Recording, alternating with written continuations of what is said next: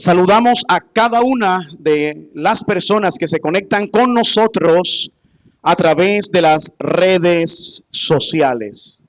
Que el Señor les bendiga en gran manera, que el Señor les guarde. Es para nosotros un motivo de oración el hecho de que cada uno de ustedes puedan ser edificados por la palabra de Dios en un mundo donde escasea la correcta exposición de la palabra de Dios.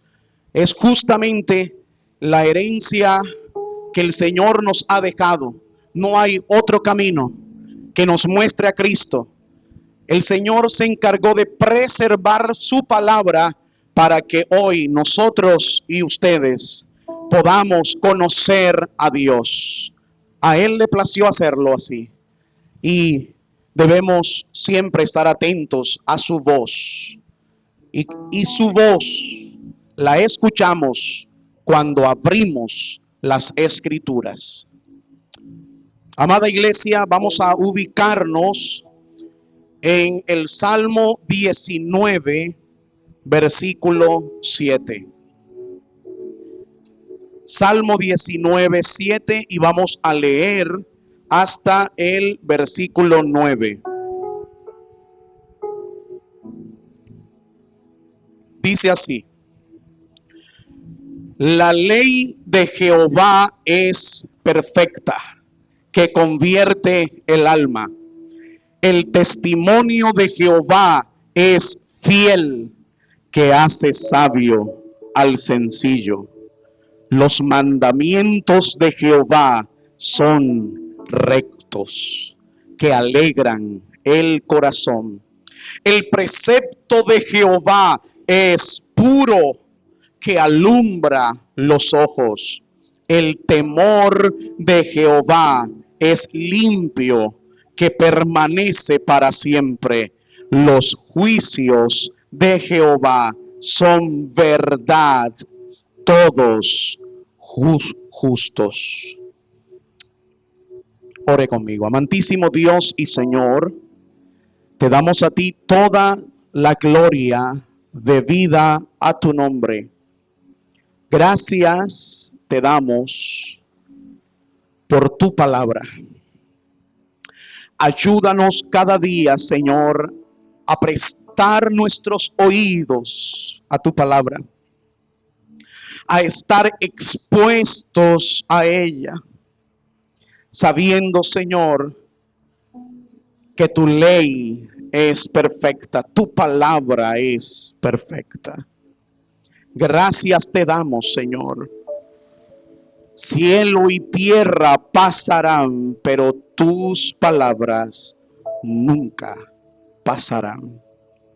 Mi Dios, enséñanos en esta hora el consejo de tu corazón, el consejo de tu palabra a nuestra vida.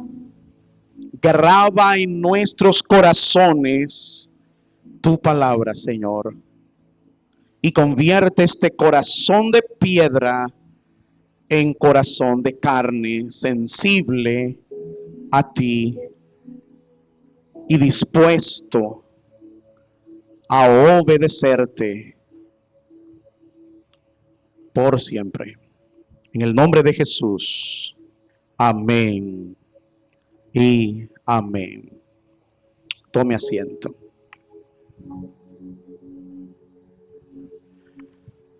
El día de hoy comenzamos una serie de mensajes que he titulado Las 5 solas.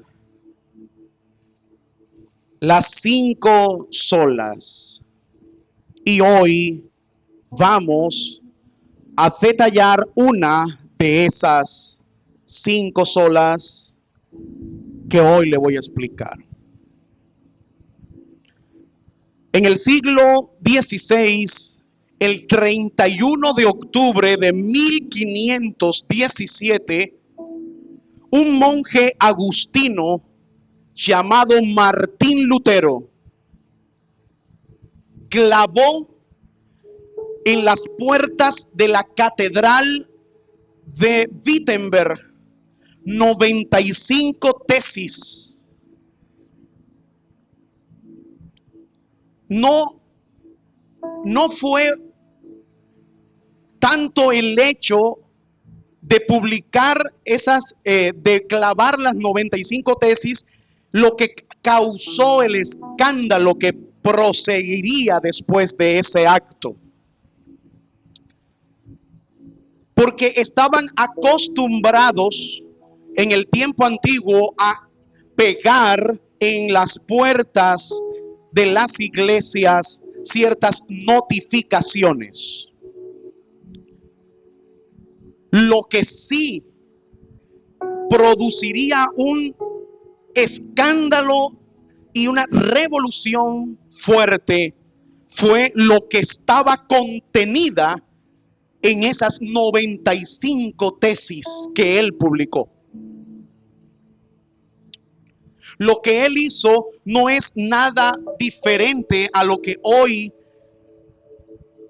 toman en Facebook para colocar y publicar en el muro algo que usted quiera decir. El muro de Martín Lutero fue las puertas de la catedral de Wittenberg, y podemos decir que en ese momento él publicó en su Facebook de aquel momento, en su muro, publicó 95 tesis. Pero cada una de las personas que empezaron a ver, y justo en aquel momento, en aquella época, estaba dando el nacimiento justo de la imprenta, y aquel documento se empezó a difundir de tal manera que causó una revolución. Y aunque Martín Lutero nunca quiso en su intención inicial dividir o separar la iglesia católica, era innegable que aquel contenido que estaba publicando iba a afectar de una manera profunda lo que se estaba viendo al interior de la promulgación, de la predicación y la administración de la iglesia romana en aquel momento. Había un oscurantismo,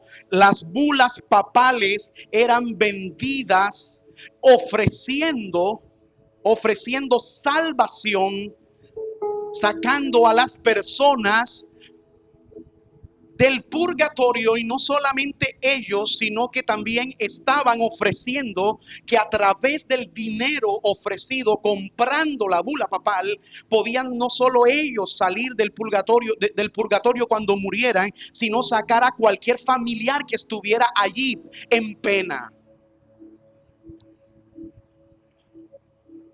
Un monje que en aquel momento era muy hábil y andaba visitando los pueblos ofreciendo la bula papal en el momento en el que la historia vendió muchas bulas papales, y fue en el tiempo del Papa León X, y allí ese hombre, un hombre muy hábil, empezó a decir, vengan, oh almas errantes, vengan y con unas solas monedas saquen a sus familiares que sufren.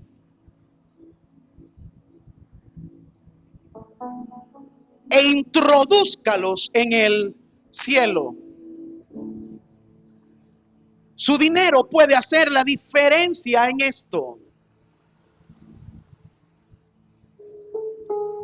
Y él, en una forma un poco dramática, como era costumbre de él predicar, decía: tan pronto las monedas empiecen a sonar en el fondo del recipiente, es tan automáticamente que las almas de sus familiares sufrientes estarán saliendo del purgatorio y de la pena.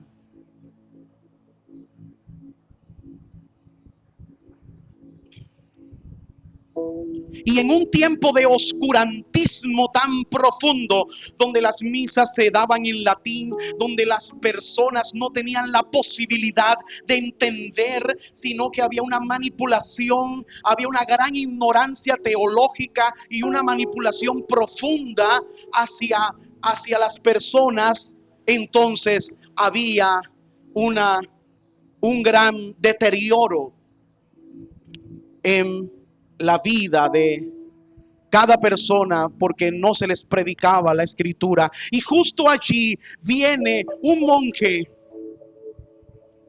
llamado Martín Lutero y, persuadido por las escrituras, toma y dice: esto no es lo que dice la palabra.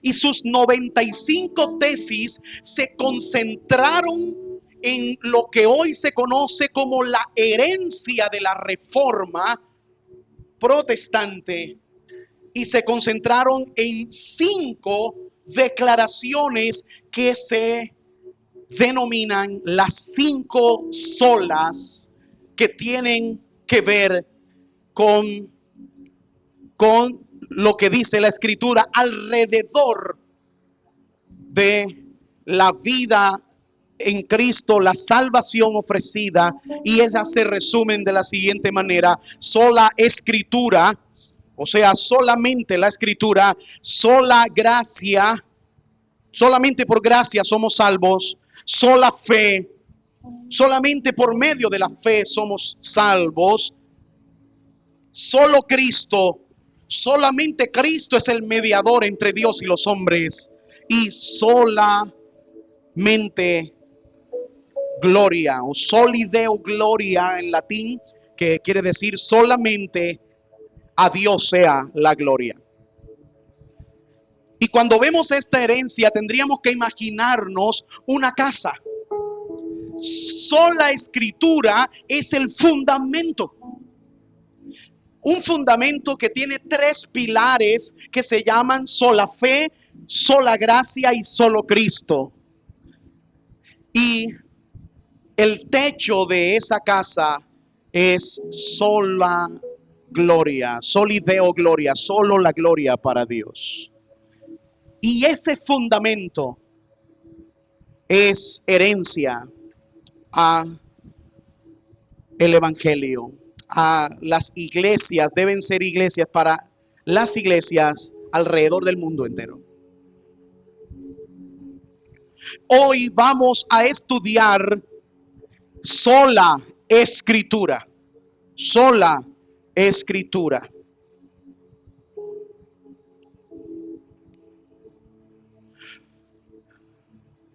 Una de las más grandes discusiones generadas a partir de la publicación de estas 95 tesis es el tema de la fuente de autoridad.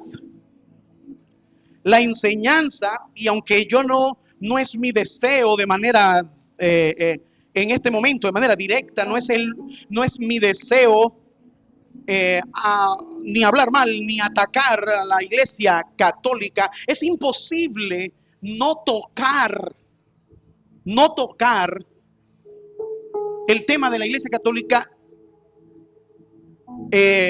cuando uno expone acerca de las 95 tesis o acerca de las 5 solas. Porque justamente se presenta como una defensa de la fe ante la falsedad que se predicaba y que se estaba exponiendo alrededor de las escrituras en aquel momento. Ahora,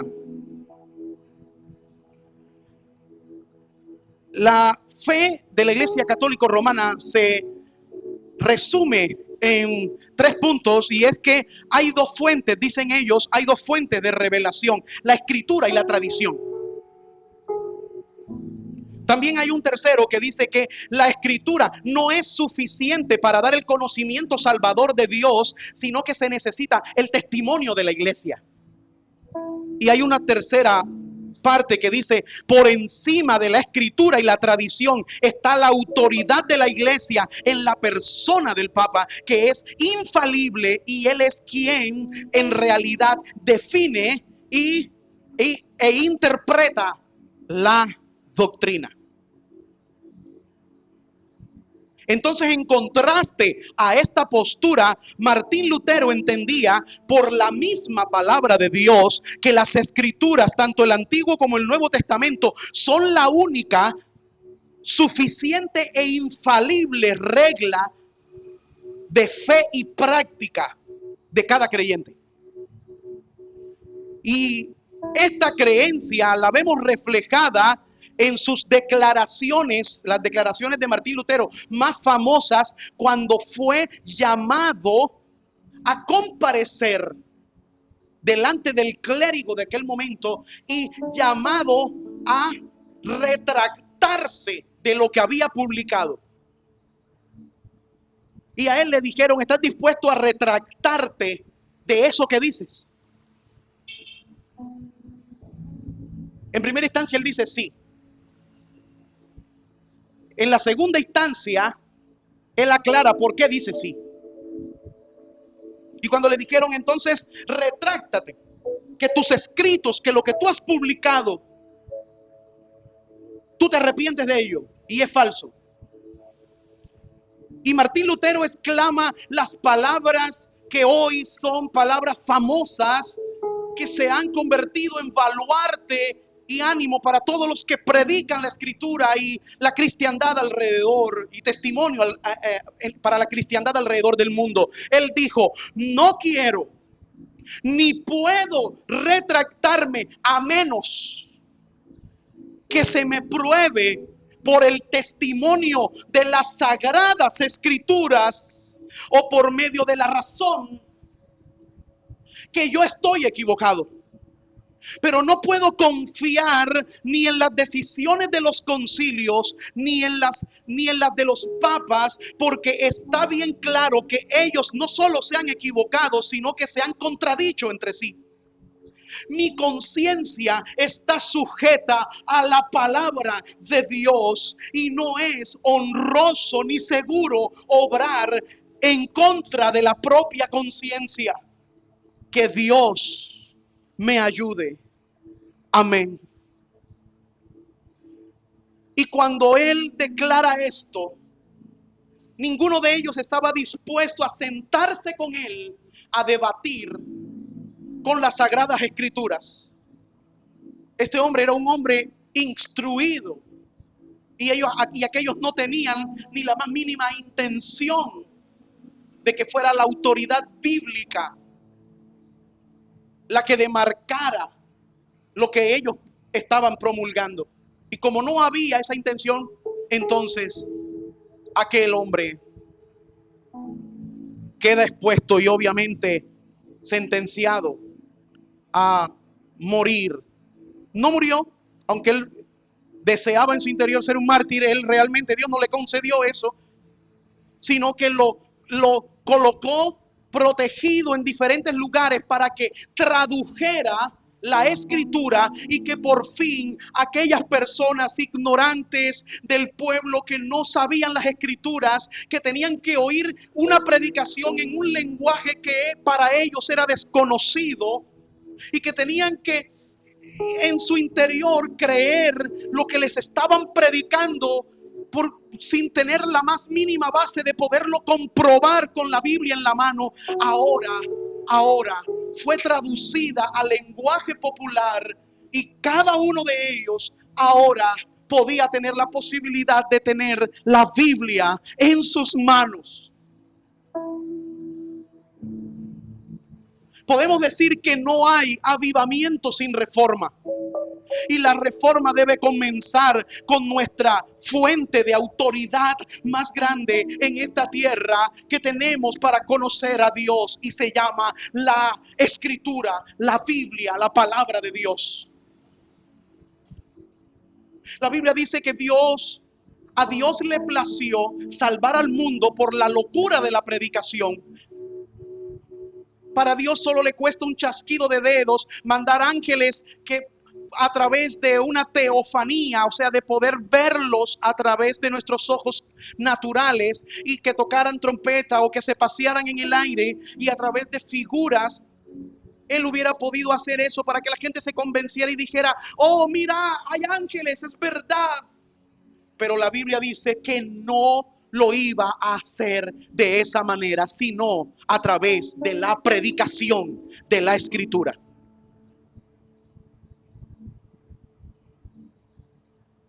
Ahora, hoy en día andan promulgando avivamiento y avivamiento, creyendo que las emociones de los grupos que se reúnen alrededor de un supuesto profeta, que hoy en día los profetas tampoco tienen en cuenta las Escrituras. Toman un pasaje bíblico, lo descontextualizan y empiezan a decir de principio a fin: Dios te dice, como si ellos fueran la infalible palabra de Dios. Y las personas andan ignorando las Escrituras. Lamentablemente, hay tantas personas engañadas y desilusionadas con Dios y el Evangelio por culpa de estas personas que se autonombran profetas, que no exponen las Escrituras, sino que con su boca llena de avaricia y de adulaciones empiezan a decir lo que la gente quiere oír y no lo que la gente debe escuchar. Y la gente debe escuchar a Dios hablar. La Biblia dice que somos heraldos. Un heraldo era aquel que iba con un mensaje de un rey. Y no estaba en la posición del heraldo decir y aplicar sus propias palabras o su propia opinión. Él iba a leer lo que el rey había dicho. Por eso el apóstol Pablo dijo: ay de mí si no predicara el evangelio. Ay de mí. Porque nuestra misión más grande es y debe ser predicar lo que Dios ha dicho. John Piper dijo: si tú quieres oír audiblemente a la voz de Dios, lee tu Biblia en voz alta.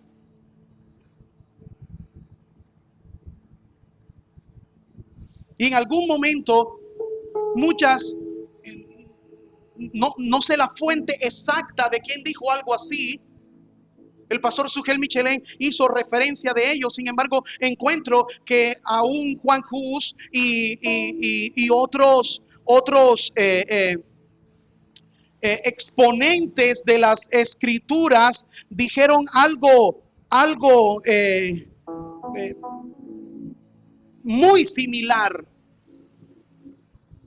Y eso similar que dijeron es que la iglesia solo va a avanzar hacia adelante cuando voltee sus ojos para mirar hacia atrás. Y cuando ha hablado de eso, es hablar acerca de voltear hacia atrás al fundamento teológico con el que fue y con el que nació. Me asombra que toda la predicación que hoy se da es una predicación de ánimo a las personas, del tú puedes, del levántate, tú eres grande y tú vas a tener un negocio, tú vas a ser próspero, tú te vas a montar en un Ferrari dentro de no pocos años, tú vas a ser rico, tú vas a hacer esto y aquello. Y en eso se resume la predicación.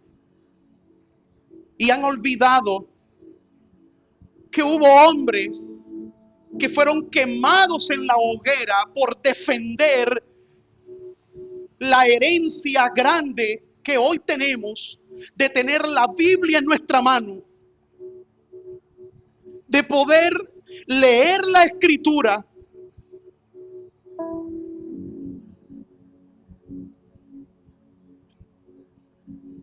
una de las versiones de la Biblia Reina Valera, escrita por Casiodoro de Reina y Cipriano Valera. Casiodoro de Reina demoró cerca de 19 años huyendo con los manuscritos escritos en el lenguaje español fue perseguido. Y cuando él murió, esos escritos fueron revisados por Cipriano Valera y fue también perseguido, y él estuvo por toda Europa huyendo cerca de 30 años para que hoy pudiéramos tener la Biblia que hoy tenemos en nuestras manos.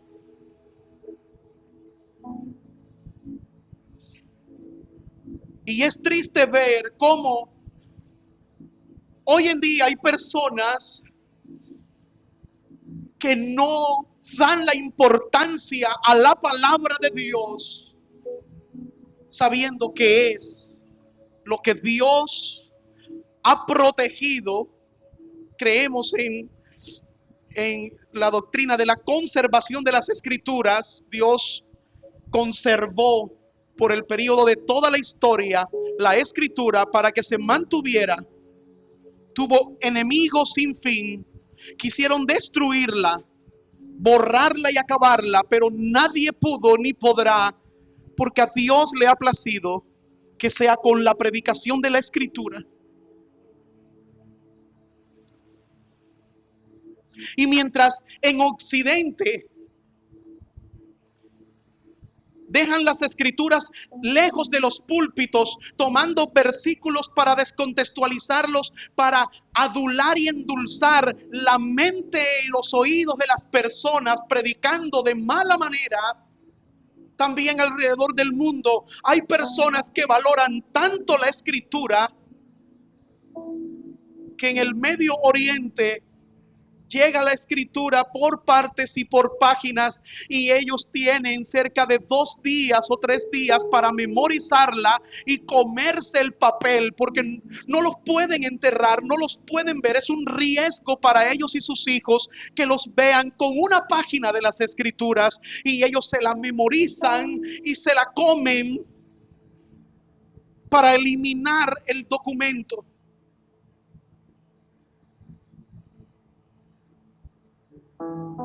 Y nosotros no podemos olvidarnos de tal herencia que Dios nos ha dado. ¿Qué enseña las Escrituras sobre sí mismas?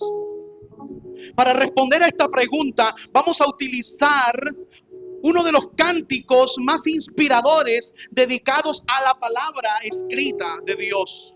Es el Salmo 19, que lo leímos al iniciar. Este salmo, después de haber celebrado la gloria de Dios, anunciada a través de los fenómenos naturales, como lo dice el versículo 1 al 6, prosigue en el versículo 7 hasta el 14 a celebrar el poder, la autoridad y la presencia de Dios manifestadas a través de su palabra escrita. Y se mencionan en los versículos, de los versículos 7 al 9, se mencionan 6 atributos o perfecciones que deben captar nuestra atención. Esos 6 atributos son perfección, fidelidad, rectitud, pureza, limpieza y veracidad. Y vamos a mirar un poco acerca de ellos. Lo primero que dice la Escritura, lea conmigo por favor en la palabra, dice: la ley del Señor es perfecta. Es como perfecta, que restaura el alma. La ley de Jehová o la ley del Señor es el término general en el Antiguo Testamento para referirse a la voluntad revelada de Dios. La ley de Jehová. De ella se dice que es perfecta. El adjetivo hebreo de esta palabra es tamem. Tamem, que significa literalmente sin mácula, sincero, entero, total, completo, cabal, lleno. La perfección de la ley de Dios apunta entonces a su suficiencia, Porque si algo es completo, si algo es perfecto, si algo es entero, habla de que es suficiente.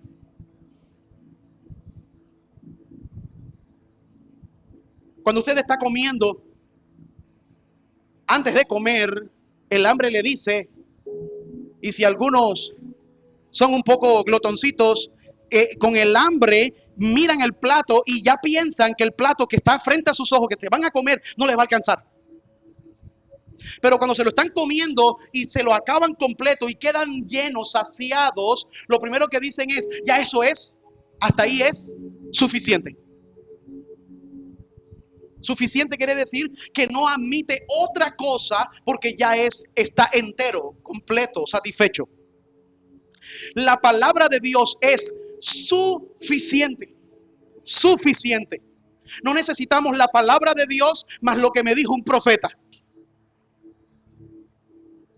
No necesitamos la palabra de Dios más los sueños de fulana de tal que soñó conmigo. No necesitamos la palabra de Dios más otra cosa. La palabra de Dios es suficiente. La Biblia no es un libro de geometría, y aunque la palabra de Dios no es suficiente para todas las cosas del mundo, en cuanto a, por ejemplo, la palabra de Dios no es suficiente para un ingeniero construir un edificio. La palabra de Dios no es suficiente para que un científico descubra una vacuna.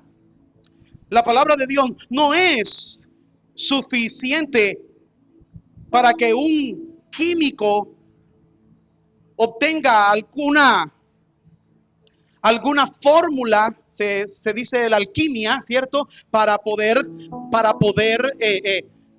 generar algún proceso entre dos elementos, porque para eso no fue dada la escritura. Pero la palabra de Dios es suficiente en lo tocante al ser humano, a su salvación. Es suficiente como manual de conducta, es suficiente como manual de fe.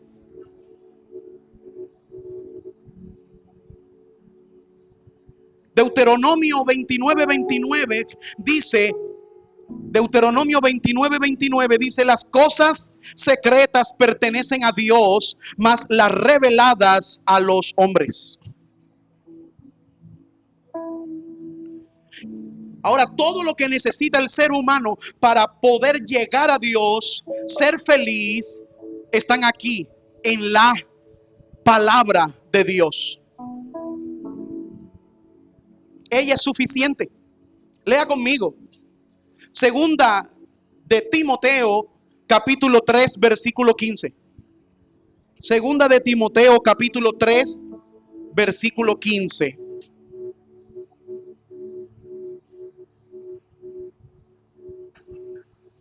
Dice que desde la niñez has sabido las sagradas escrituras, las cuales, ¿quiénes? Las sagradas escrituras, las cuales te pueden dar sabiduría que lleva ¿a dónde?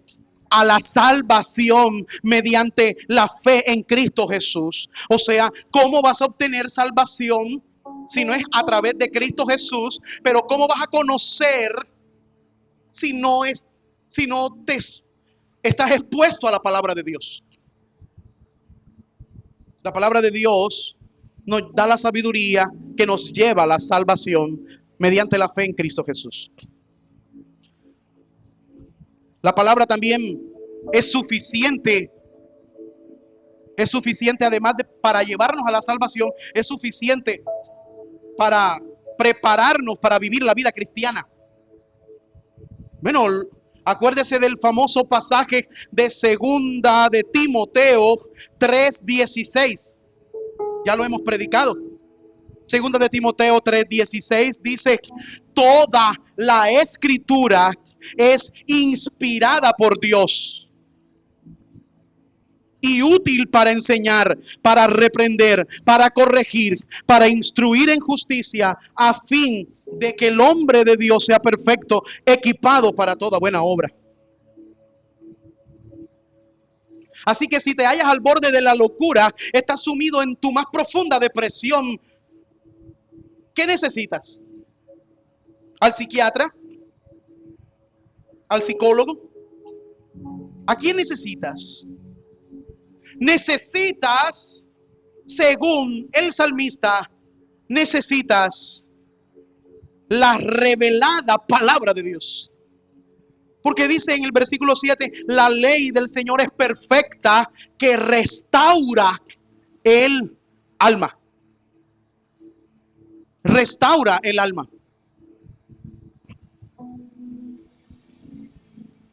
He encontrado a personas que ostentan de ser profetas que le dicen a las personas, tú vas a ser feliz. Dios te dice, tú vas a ser feliz. Y yo siempre pregunto inmediatamente acá, ¿y qué acaso no es feliz? Porque si Cristo está en su corazón, nosotros tenemos el gozo que sobrepasa todo entendimiento. Por eso en nuestro cántico no decimos, creo en ti, Jesús, en lo que harás en mí, sino que decimos, creo en ti, Jesús, en lo que has hecho en mí, porque lo que Él ha hecho en mi vida ha sido suficiente. Y si no tuviéramos nada más en esta tierra, solo con la salvación de Cristo y lo que Él ha hecho en la cruz del Calvario, somos nosotros altamente bendecidos y privilegiados. Pero el problema es que muchas personas, y con la predicación de la Escritura, se nos dice, se da esa interna sensación de Dios te va a dar cosas grandes. Note que anulan la cruz de Cristo. ¿Cómo se siente usted como padre dándole a su hijo un regalo que tuvo que usted sacrificarse en gran manera para podérselo dar? Por ejemplo, usted una persona que gana el mínimo, que no puede sustentar apurado a su familia, pero usted le dice a su hijo, hijo, yo nunca estudié, a mí me tocó así, pero yo he notado que tú eres inteligente y yo voy a hacer lo que sea posible. Y toma y se endeuda, lo persiguen, hace compromisos, sacrificios, se dobla en el trabajo, sale a las 5 de la mañana, llega a la 1 de la mañana para volver a salir y está desgastándose para darle el regalo de que su hijo sea un profesional. Y cuando lo logra, su hijo escucha las palabras de otro familiar o de alguien cercano que le dice,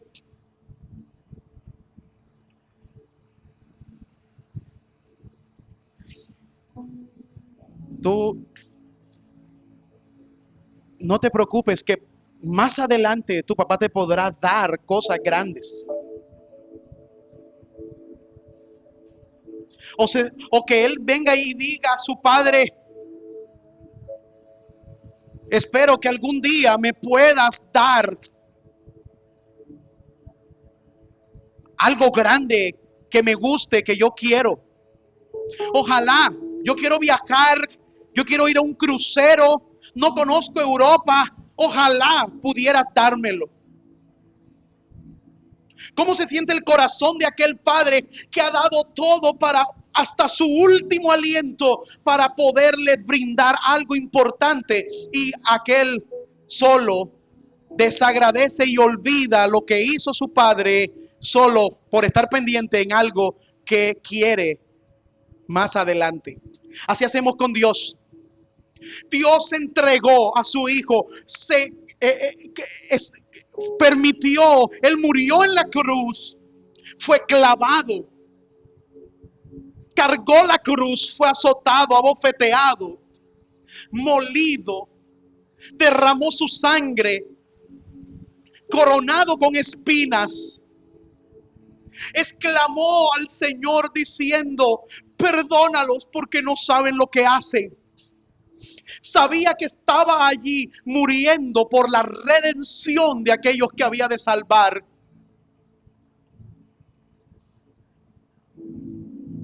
murió, la tierra tembló, la salvación se efectuó, resucitó en victoria y dijo: voy a preparar lugar para ustedes, para que donde yo estoy, ustedes también estén. Y como si eso fuera poco, predicadores hoy en día se montan a decir: lo que tú esperas, tu negocio, lo que tú esperas, serás grande, tapando y obviando el sacrificio de Cristo en la cruz. Si tú y yo tomáramos tinto todos los días con un pan y fuera nuestro alimento, y si viviéramos debajo de un puente sin tener ni siquiera una casa o una cama cómoda para dormir,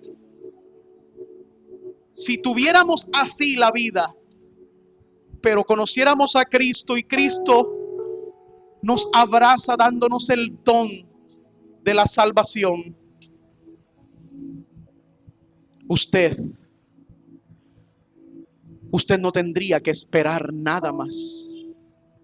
Todo lo demás que Dios permita sería ganancia, sería motivo para decir: gracias, pero así me dieras todo en esta tierra, lo más hermoso que me has dado es tu salvación.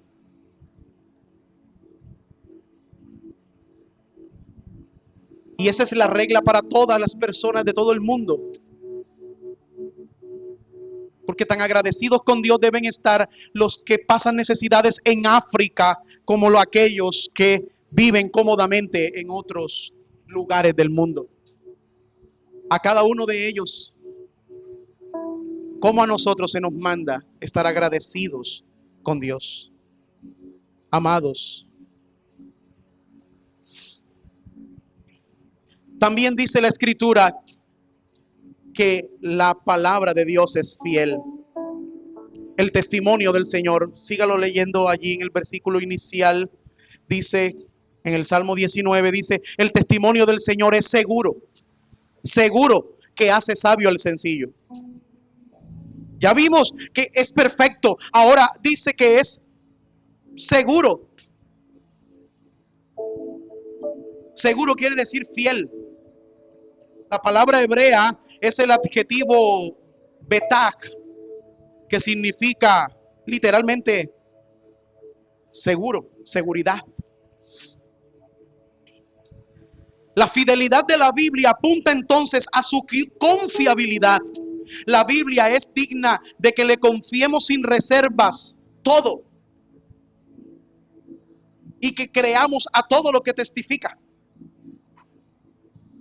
Por eso dice el apóstol Pedro: porque tenemos nosotros la palabra, la palabra profética más segura, a la cual deberíamos estar atentos.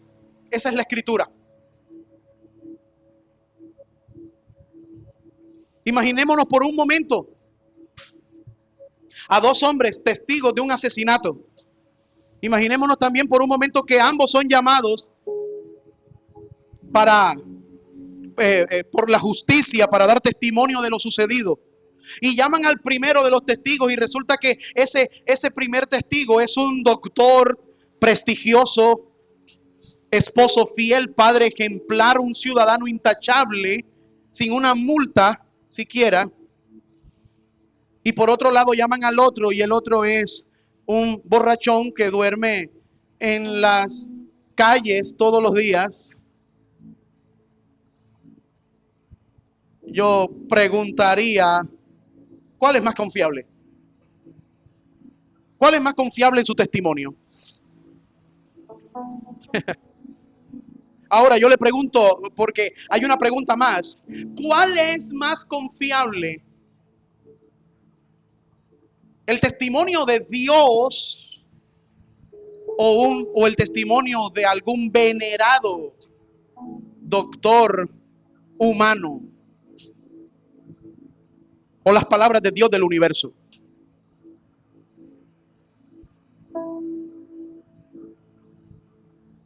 Ahora, Dios conoce todas las cosas. Él conoce el futuro, lo real.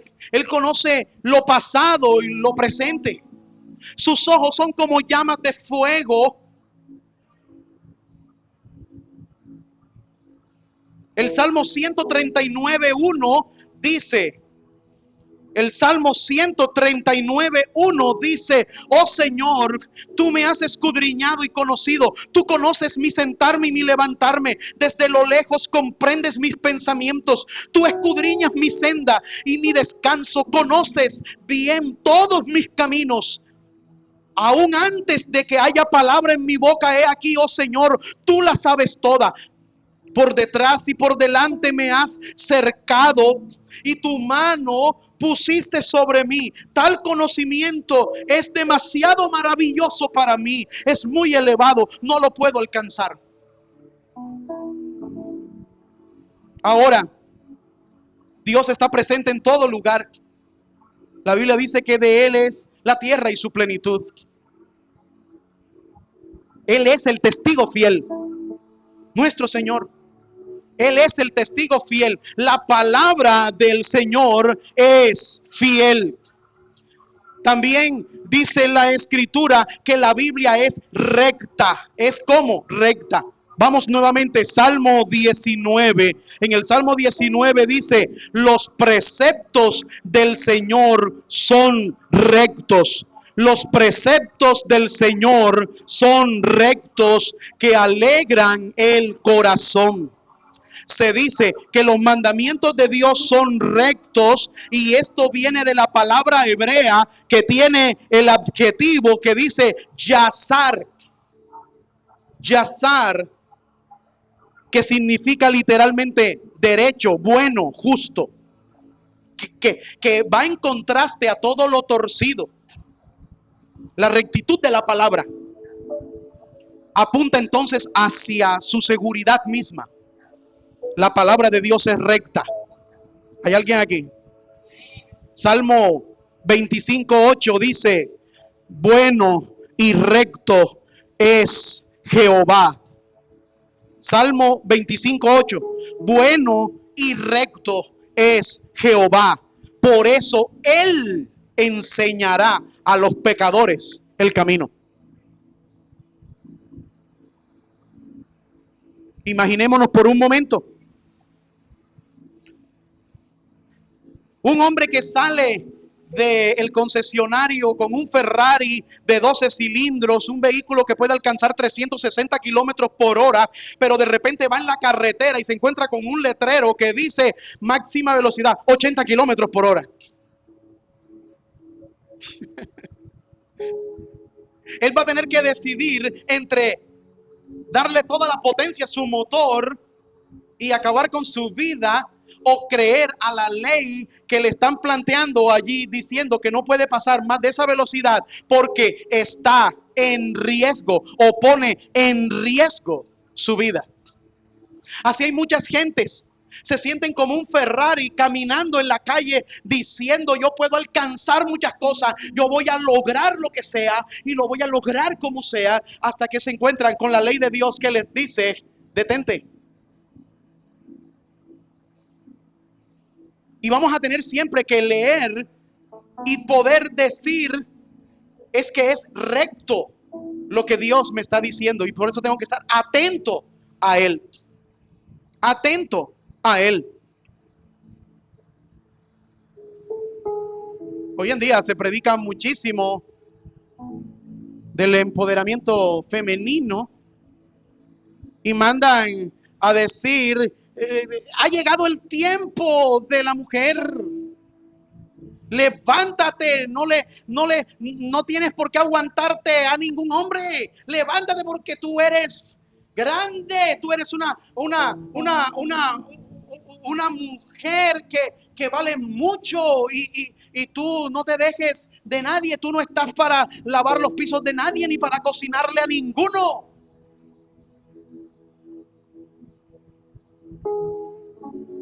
Y aunque muchas cosas sean ciertas en cuanto, por ejemplo, las mujeres son muy inteligentes, muy capaces,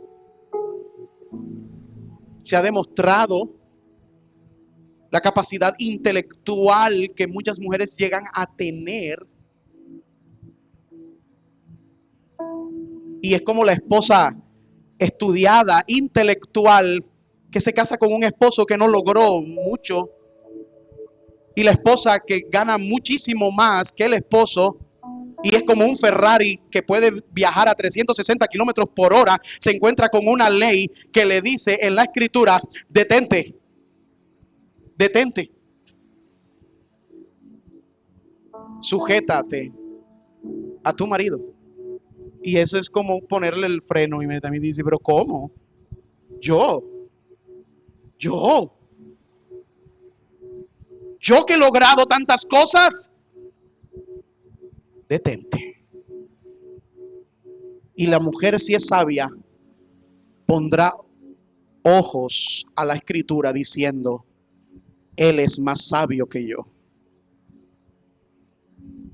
Maridos, amad a vuestras esposas. Mujeres, estad sujetas a vuestros maridos.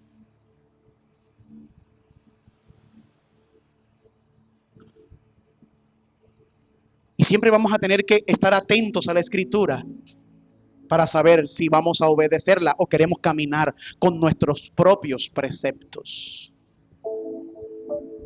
Pero la Biblia es recta. Vamos una más. La Biblia es pura. Salmo 119. Salmo 119. El mandamiento del Señor es puro, que alumbra los ojos.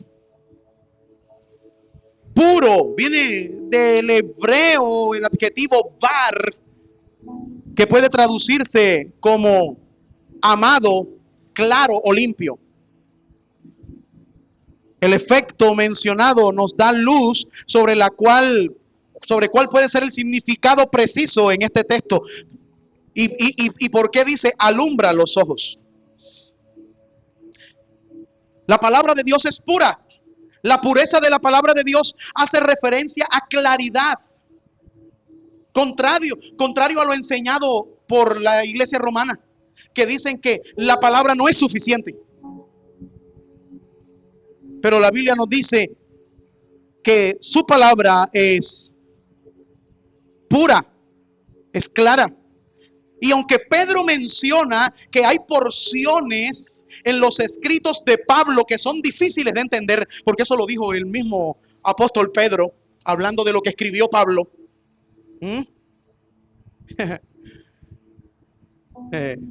Eso lo dice en segunda de Pedro 3:16. En segunda de Pedro 3:16, el mismo Pedro dice, hay escritos de nuestro hermano, el apóstol Pablo, que son difíciles de entender. Pero no estaba diciendo que aunque todas las partes de la Biblia son igualmente claras para todas las personas, sí tenemos que ver que la Biblia es pura. Y ella misma, cuando se estudia, iluminados por el Espíritu Santo, que fue quien la inspiró, la palabra es clara.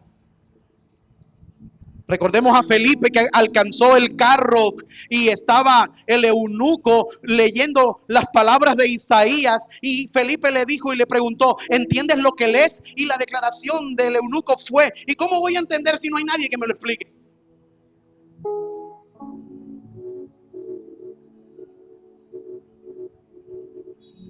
Amados, la palabra de Dios es clara, que alumbra los ojos, y por su claridad hacer sabio para salvación.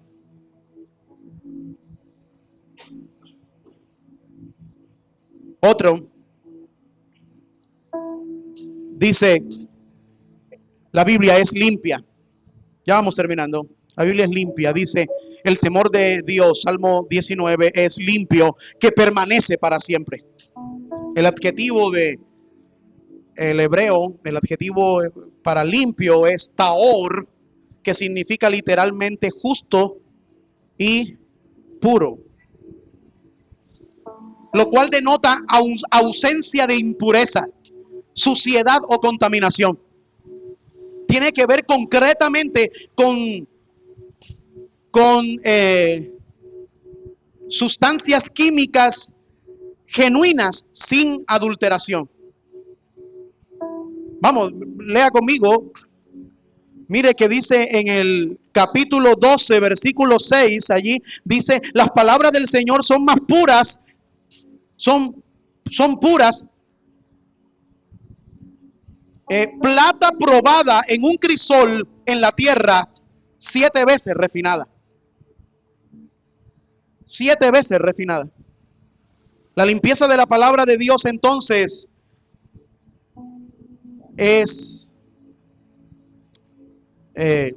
hace referencia a su eternidad, a su estabilidad, que son para siempre estables. Por eso dice ahí, permanece para siempre. Dios es eterno. Van generaciones y generaciones vienen, pero el Señor siempre permanece, ¿qué?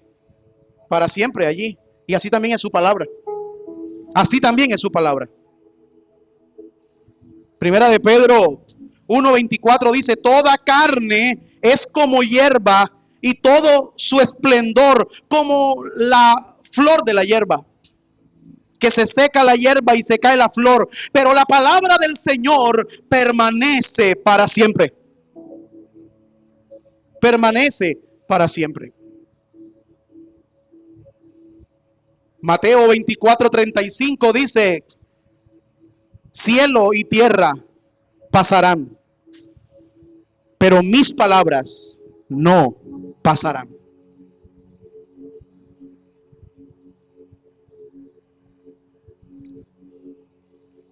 Y sexto, y terminamos, es la Biblia es verdad. La Biblia es verdad. Los juicios del Señor son verdaderos, todos ellos justos. Salmo 19. La verdad, esa palabra verdad, el texto es más un adjetivo que un sustantivo. O sea, se trata del adjetivo emet, que significa literalmente fieles, verdaderos y veraces. Algunos llaman a este atributo, lo llaman inerrancia. O sea, la Biblia es inerrante. No hay error en la escritura.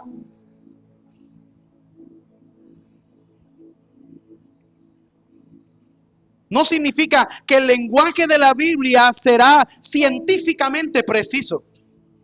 Dios se adapta a los tiempos y condesciende para hablarnos en términos sencillos y entendibles, de modo que la comunicación sea posible. Inerrancia implica que lo que Dios dice acerca de cualquier cosa es siempre real, es correcto, es aceptado, de modo que podemos confiar plenamente en su palabra. La Biblia es inerrante porque es infalible y no puede errar porque es la palabra de Dios. La Biblia dice en Números 23:19, Dios no es hombre para que mienta. Números 23:19 dice, Dios no es hombre para que mienta, ni hijo de hombre para que se arrepienta. Lo ha dicho él y no lo hará. Ha hablado y no lo cumplirá.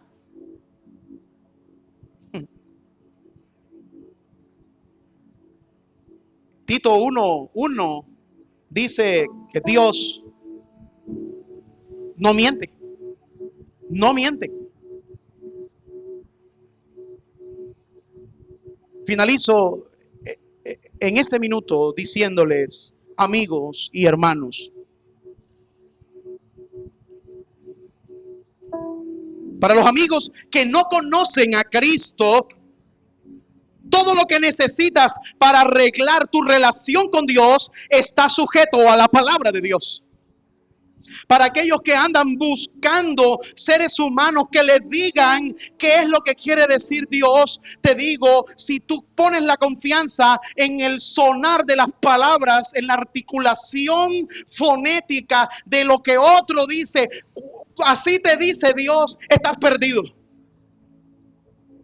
Pero si tú le prestas atención a lo que está escrito en la palabra de Dios, en eso puedes anclar tu vida con seguridad, porque Dios no miente.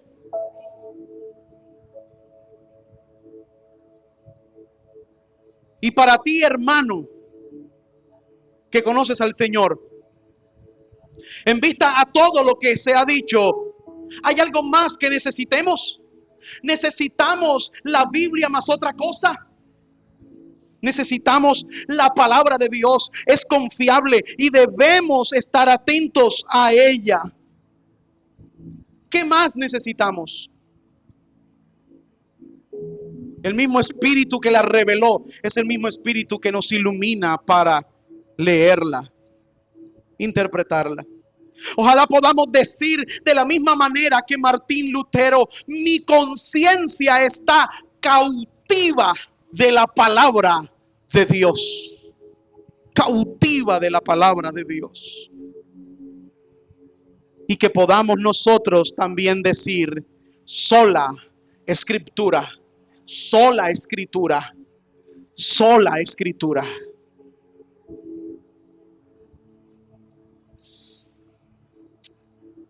Leamos un último pasaje, colóquese en pie y lo leemos juntos antes de orar. Amós 8:11. Amós 8:11 y 12. Amós 8:11 y 12.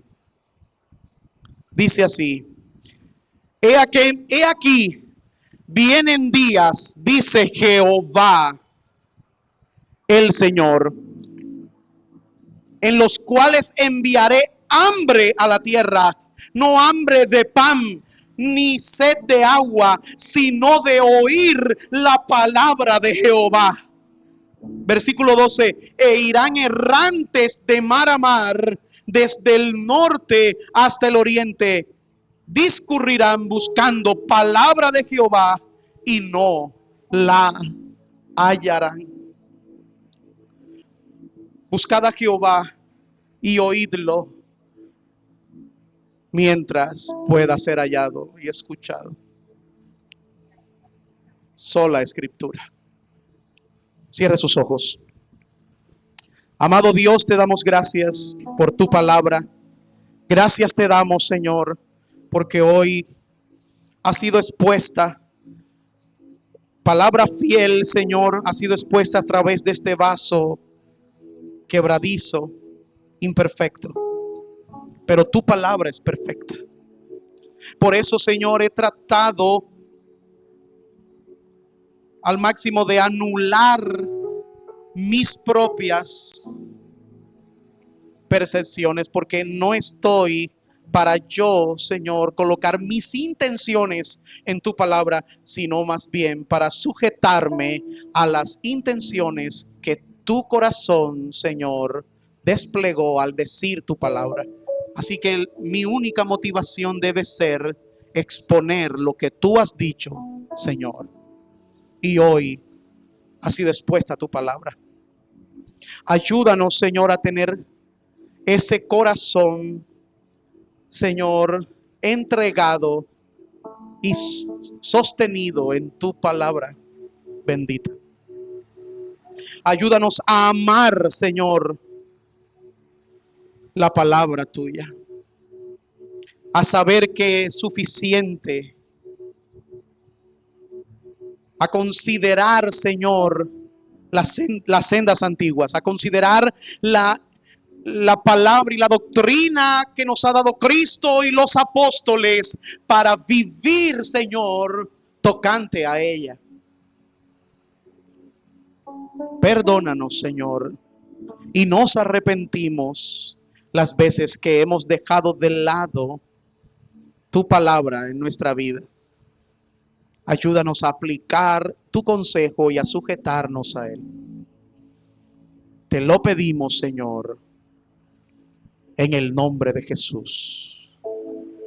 Amén y amén. Gracias.